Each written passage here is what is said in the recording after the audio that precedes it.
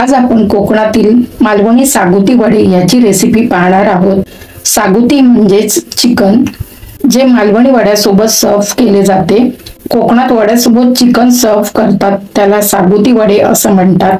तर ह्या चिकन सोबत वड्याची रेसिपी सुद्धा शेअर केलेली आहे, ज्याला आपण कोंबडी वडे असं म्हणतो। आम्ही याला सागुती वडे असं म्हणतो। तर सोप्या पद्धतीत झणझणीत चिकन आणि वड्याची रेसिपी आज आपण पाहूयात।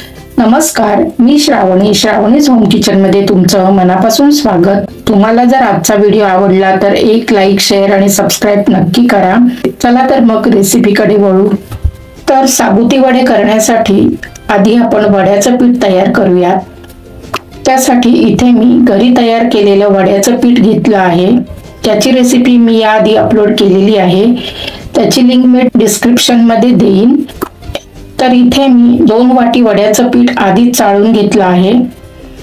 2 वाटी म्हणजे अर्धा किलो एवढं पीठ आहे। त्यात एक छोटा लहान चमचा मीठ घालायचं। ज्या वाटीने पीठ घेतलं त्याच वाटीने 1 वाटी प्रमाणामध्ये कोमट पाणी घ्यायचं। पाणी जास्त गरम घ्यायचं नाही, आपल्या हाताला सोसवेल अशा प्रकारचं गरम पाणी घ्यायचं। हे पाणी थोडं थोडं घालून पीठ मळून घ्यायचं। अर्धा वाटी पाणी आधी घालून मिक्स केलंय, नंतर अजून थोडं पाणी घालून एकजीव करून घ्यायचंय। आता उरलेलं सगळं पाणी घालायचं। तर हा आता एका वाटीत पीठ मळून झालेलं आहे। तर इथे मी जे पाण्याचं प्रमाण घेतलं आहे त्याप्रमाणे 2-2.5 तासात पीठ मुरेल। जर लवकर पीठ मळून हवं असेल तर असं पाण्याचं प्रमाण घ्यायचं। आता हे पीठ झाकून बाजूला ठेवायचंय। तोपर्यंत आपण चिकन म्हणजेच मालवणी भाषेत सागुती करायला घेऊयात। तर इथे मी 1 किलो नेट चिकन घेतलेलं आहे। हे आधी साफ करून घेतलं, नंतर फक्त 2 वेळाच धुवून घेतलं आहे। त्यात आता 1 चमचा मीठ घालायचं, पाव चमचा हळद आणि 1 लिंबाचा रस घालून सर्व चिकनच्या फोडींना लावून घ्यायचंय। आता हे छान लावून झालेलं आहे, तर 5 ते 10 मिनिटांसाठी झाकून ठेवायचं। 10 मिनिटांनी चिकनला लिंबाचा रस आणि मीठ चांगलं लागलेलं आहे। आता चिकनला मॅरिनेशन करूयात। त्यासाठी 2 चमचे आलं लसूण पेस्ट घालायची। आलं लसूण पेस्ट फोडीला चांगली लावून घ्यायची। त्यानंतर 2 हिरवी छोटी मिरची घ्यायची आहे।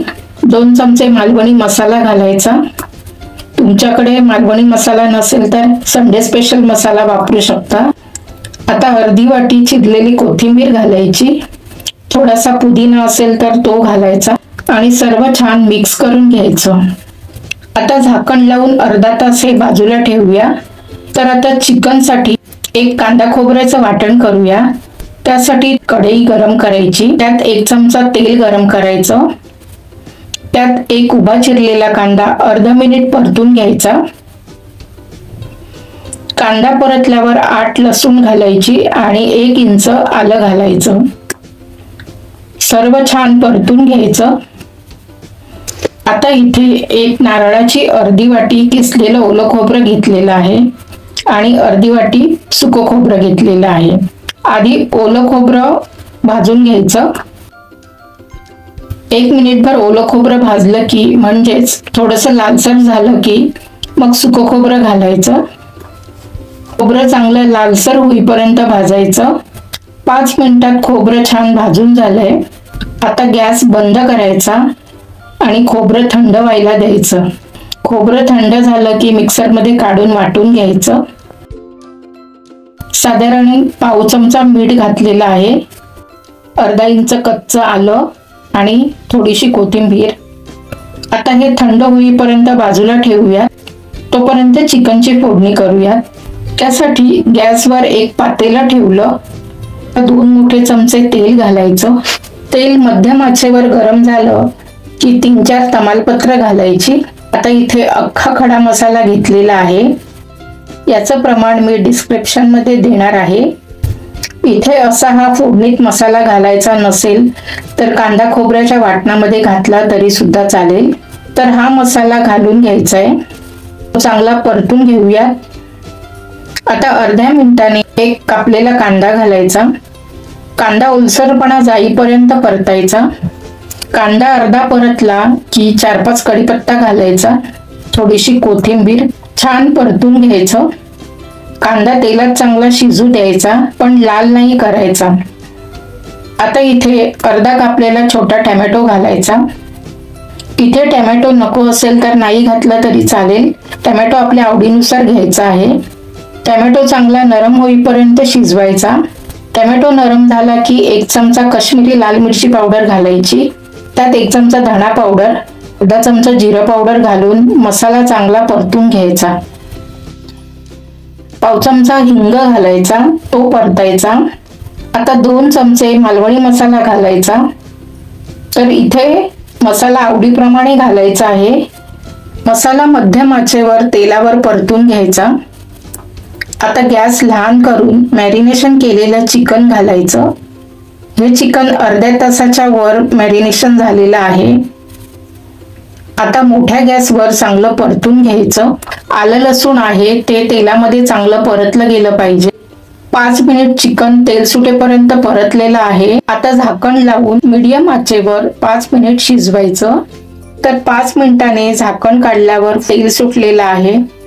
पुन्हा चिकनच्या फोडी परतून घ्यायच्या, नाहीतर तळाला चिकन लागू शकतं। आता पुन्हा वर झाकण लावून वर झाकणावर पाणी ठेवायचं आणि पुन्हा 5 मिनिट चिकन शिजवून घ्यायचं। तर 5 मिनिटांनी झाकण काढायचं। आता चिकनला पाणी सुटलं आहे आणि चिकन सुद्धा अर्ध शिजलेलं आहे। तर पुन्हा फोडी परतून घ्यायच्या आणि ताटावरचं गरम पाणी आहे ते पातेल्यामध्ये ओतून शिजायला द्यायचं।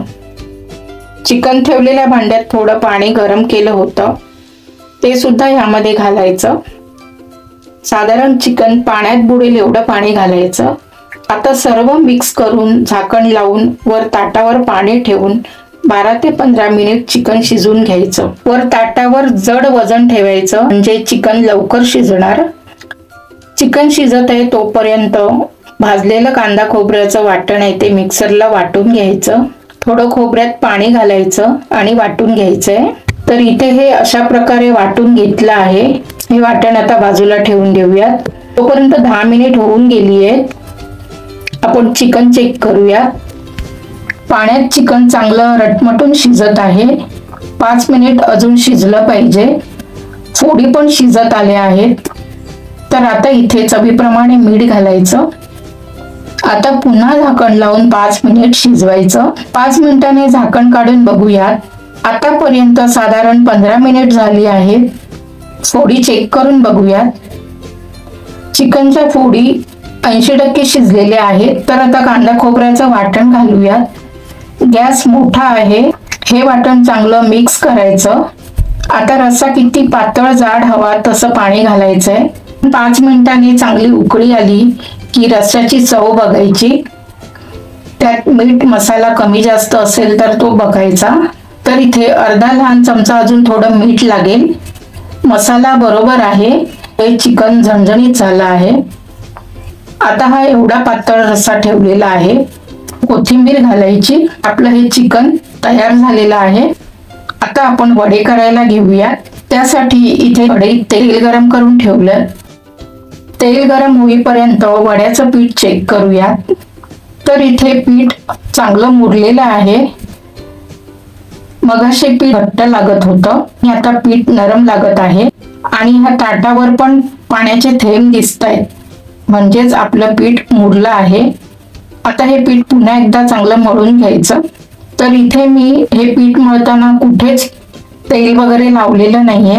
जे आपण 1 वाटी पाणी घेतलं त्यामध्येच हे पीठ मळलेलं आहे। ह्याचे साधारण लिंबा एवढे गोळे करायचे। सगळे गोळे करून झालेत। आता इथे तेल आणि पाणी दोन्ही घेतलंय। वडे थापायला तेल किंवा पाणी दोघांपैकी काही घेतलं तरी चालतं। तर इथे एक प्लास्टिक पेपर घ्यायचा, तेल पसरून लावायचं आणि त्यावर ही गोळी ठेवून गोळी हाताने थापायची किंवा बोटाने थापली तरी सुद्धा चालेल। जसं आपल्याला जमेल तसं गोळी थापून घ्यायची आहे आणि हा वडा मध्यम जाडीचा ठेवायचा। तर आता इथे तेल कितपत गरम झालंय ते चेक करून झालेलं आहे। गॅसची आच सुरुवातीला थोडी मोठी ठेवायची आणि वडा सोडायचा। वडा सोडला की गॅसची आच मध्यम करायची आणि 1 सेकंदाने वड्यावर तेल सोडायचं। मग हा असा वडा चांगला फुलून वर येतो। अर्ध्या सेकंदाने वडा पलटून घ्यायचा।